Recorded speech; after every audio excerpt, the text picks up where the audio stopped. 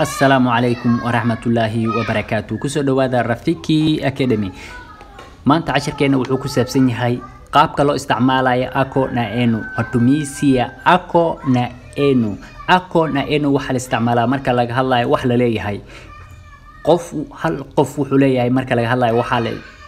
لقادنا يا أكو نا معين هذا وحاوهي كاغي أما تادي مركي داد بدن وحي ودليهين la isticmaalaya laga hadlaya waxa la qaadanaya eno oo kiina ama tiina ama queen tina queen ay noqon kartaa eriga eno marka ako waxay u bedelmaysaa lako yako chako wako eno waxay u bedelmaysaa yenu lenu chenu iyo zenu.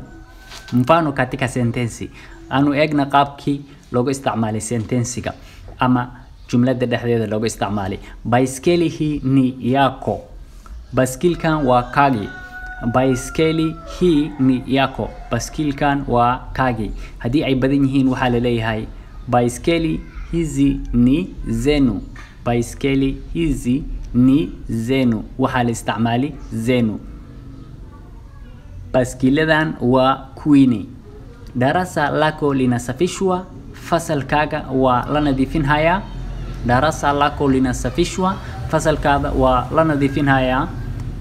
madarasa yenu yanasafishwa fasaladiina waa la nadiifinaya marka sentensiga u horeeyo waxa la qaatay yako kan labaadna waxa la qaatay zenu sidee baiskeli hii ni yako baiskeli hizi ni zenu.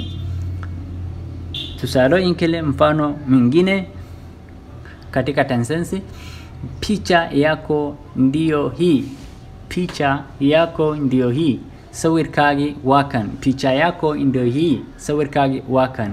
hadii ay dad badan yihiin waxa la leeyahay picha zenu ndizo hizi picha zenu ndizo hizi marka dad badan haday yihiin waxa la qaatay zenu sawiradiina waa kuwan picha zenu ndizo hizi. Rula yako ni ndefu rulahaga uu dheer yahay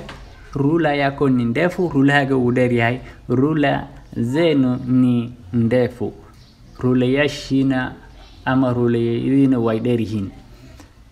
rula zenu ni ndefu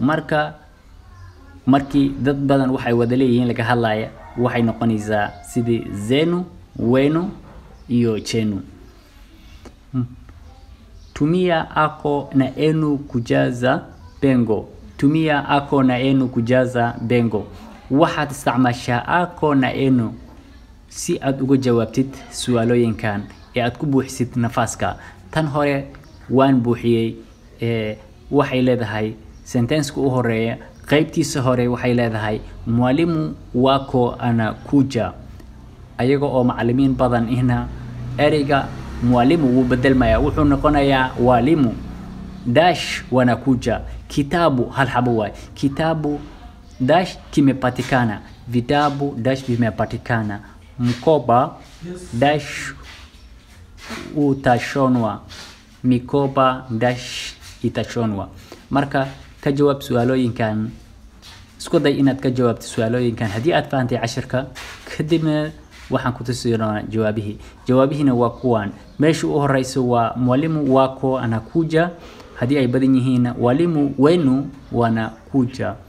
hal bug markii laga hadlaya kitabu chako kimepatikana bugagi waa la heli vitabu vyako vimepatikana bugak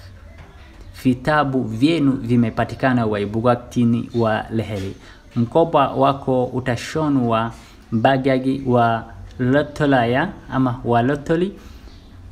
mikopa yenu itashonwa